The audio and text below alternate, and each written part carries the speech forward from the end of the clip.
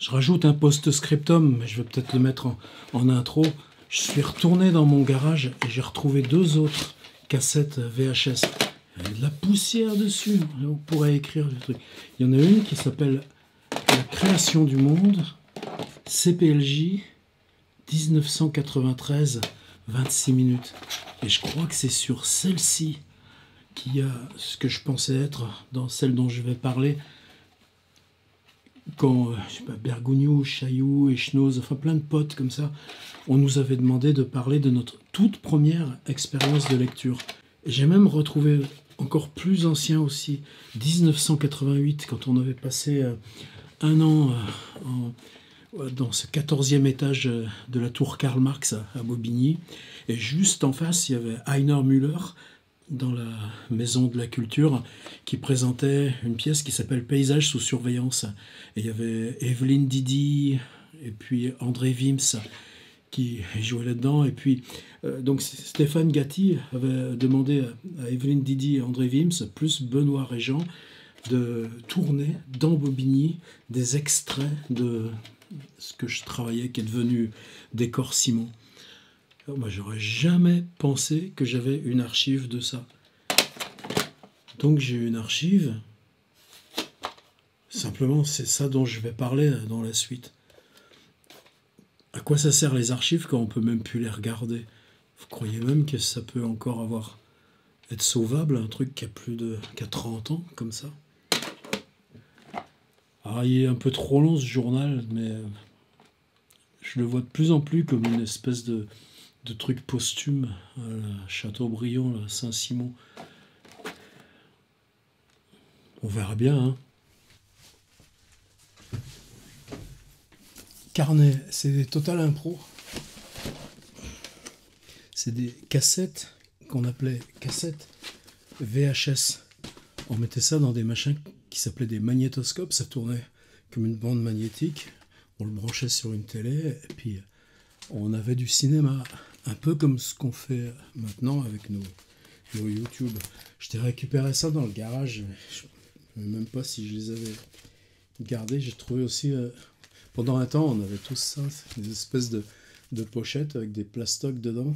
Et dedans, on mettait les CD-ROM sauvegarde 1503 2002. Sauvegarde en cours. Mais il doit y avoir 18 ans. Flat picking guitare solo. La Grande Bretèche. Enregistrement. Ah, je m'en souviens, c'était à Tours le 5 juin 2003. Sauvegarde 2805.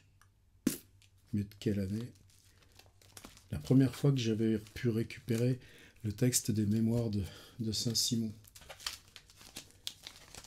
Photo. Verbatim, je ne saurais même pas. Archive 2002. Site plus divers. En 2002 aussi, ça devait être. Omega, le driver pour les petits lecteurs. Omnipage Pro. Avec ça, on fabriquait nos sites web. Photo, paysage faire, DU. Ouais, ça aussi, ça remonte à 2002. Allez. Déchetterie, hein.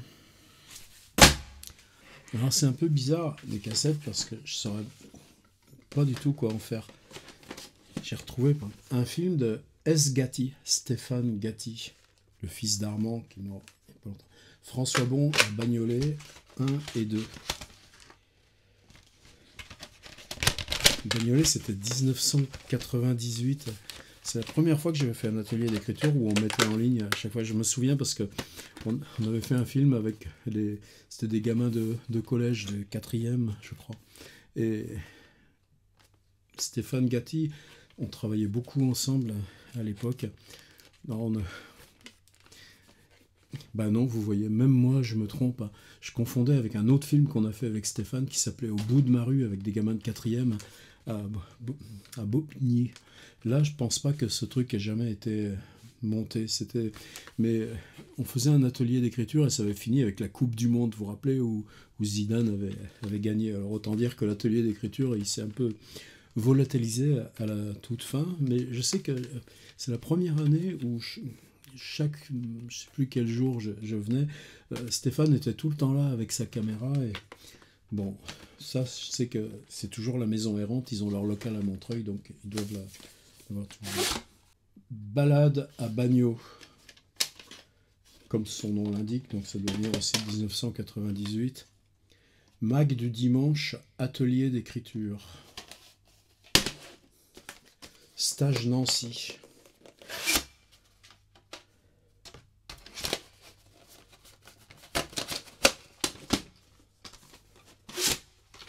Côté doc, les énigmes de maître François Rabelais. Ça pourrait être intéressant. Je sais que plusieurs fois, ça m'est arrivé qu'on me demande de participer à des docus, donc les énigmes de maître François Rabelais. Alors vous venez, on fait une interview, le mec il comprend rien à ce que vous dites. Vous avez l'impression qu'il faudrait ramer encore 3 kilotonnes pour rattraper un peu les conneries qu'ils disent. Je m'étonne pas. Qu'est-ce qu'elle dit, Zazie? Ah bah ça par contre, je l'ai mis en ligne. Ah ben voilà, au bout de ma rue. Qu'est-ce qu'elle dit, Zazie? Vous savez, c'était l'émission fondée par Jean-Michel Mariou. Et sur mon site, je me suis autorisé à reprendre une magnifique émission qu'ils avaient faite avec Pierre Michon, Pierre Bergogneau, Pascal Quignard, Jean Echnoz et moi. D'ailleurs, super regardé. Et au bout de ma rue, voilà, ça c'est un truc qu'on avait fait avec Stéphane Gatti, avec ses gamins de 4e à Bobigny. Ça, j'aimerais vraiment la numériser. Mais comment faudrait faire? Il faudrait que je le mette, que je trouve un magnétoscope, que j'arrive à brancher ce magnétoscope sur un écran télé, et puis arriver à mettre ma caméra pour la refilmer, ou alors porter ça à la FNAC. Mais en même temps, ça date de... C'est à 20 ans. Il y a encore quelque chose de signal sur cette bande.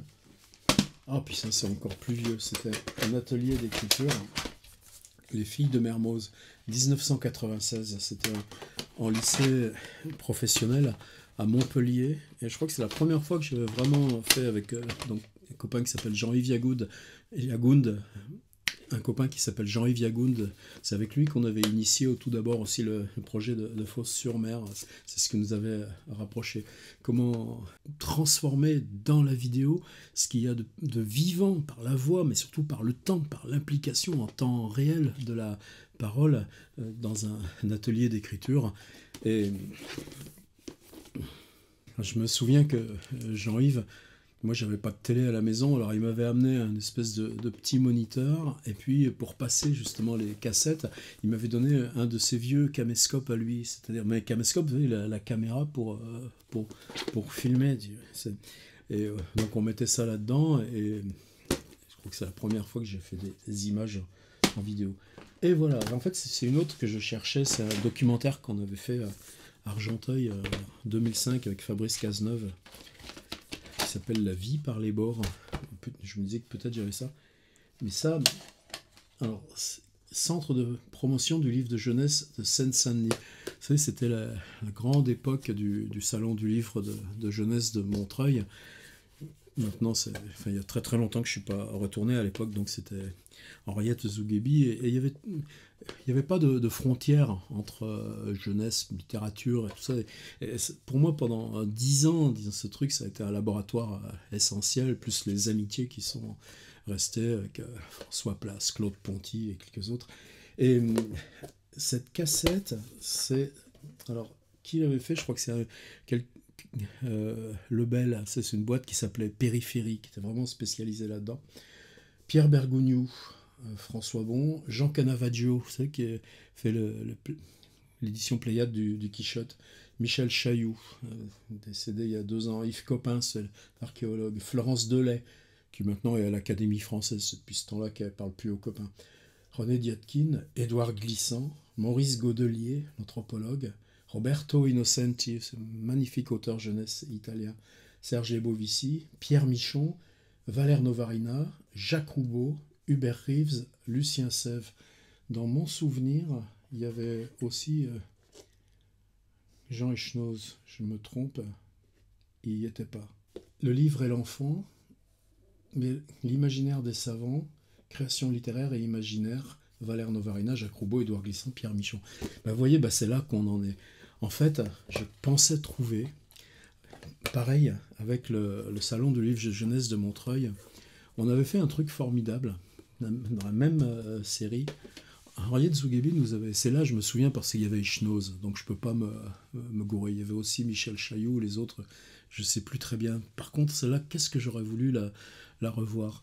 Elle nous avait demandé de venir, donc des salles, c'était toujours les journées professionnelles, donc beaucoup de bibliothécaires, d'enseignants, mais tous évidemment impliqués, quoi. C'est ça notre vraie famille de terrain. Et là, elle nous avait demandé de plancher en impro sur quel était notre premier souvenir associé à la lecture. Et cette cassette, je voudrais vraiment la retrouver et puis essayer de faire numériser. Je pense qu'au Salon du Livre de Montreuil, il doit avoir ses archives. Et puis non, j'étais persuadé que je l'avais. J'ai celle-ci et je pense qu'elle est super aussi, ça. Novarina, Roubaud, Michon, Bergogneau, Chailloux. Mais c'est une autre année. Est-ce qu'imaginer s'apprend? Et je sais que moi là-dedans, je parle des ateliers d'écriture, justement. En quoi la pratique de l'écriture, elle est décisive sur la construction intérieure d'imaginaire et comment cette construction d'imaginaire se fabrique par la confrontation au réel. Donc, c'est loupé. J'ai même pas cette deuxième cassette, alors que j'étais persuadé de l'avoir, tout en me disant que jamais plus je la reverrai, puisque c'était dans le garage. Alors, de quoi il s'agissait dans ces souvenirs de lecture? Et qu'est-ce que j'aimerais aussi retrouver? Schnoz, je crois qu'il m'avait soufflé, je crois qu'il avait parlé de comment son enfance s'était passée à Digne-les-Bains, où son père était responsable de l'hôpital psychiatrique. Et il y avait cette confrontation permanente. Je suis encore très troublé à plus de presque 30 ans de distance non, 20 ans quand même, pas plus. Et qu'est-ce que j'avais raconté, moi? C'est pour ça que là, tout de suite, là, j'essayais aussi de... J'aurais bien voulu remettre la main sur ce truc-là, puis non, ça a disparu. Le premier souvenir que j'avais trouvé, moi, associé à la lecture-écriture, il ne s'agissait pas de lire un livre. Le premier souvenir, je me souviens, j'avais jamais été confronté à cette demande. Donc dans les semaines qui préparaient cette séance, où il s'agissait bien d'improviser, de chercher en direct ce qui m'était revenu. Alors évidemment, on descend toutes les strates de la lecture. La première fois qu'on a lu Jules Verne, les livres de la bibliothèque de l'amitié, les Jacques Rogy, puis on descend, et les images, les premiers livres qu'on déplaît avec des images. Je me souviens que j'avais, par exemple, un livre perdu qui m'a énormément hanté du fait qu'il était perdu. C'est un livre où il y avait simplement comment faire des pliages, des petites fusées, des petits avions en papier, des petites grenouilles qui sautent, des petits machins comme ça. Évidemment, maintenant, c'est ultra facile à trouver, mais j'ai toujours eu l'impression, une part de l'adolescence, d'avoir que c'était une espèce de trésor perdu. Focus sur ma tranche, s'il te plaît. Un livre perdu, c'est un trésor qui fait constamment gamberger la tête, précisément parce qu'on ne peut pas remettre la main dessus. Mais j'étais revenu encore à quelque chose de plus ancien. C'était dans ce village de Vendée où on habitait. Et c'est une année où l'école maternelle avait été reconstruite et hébergée pour un an en transition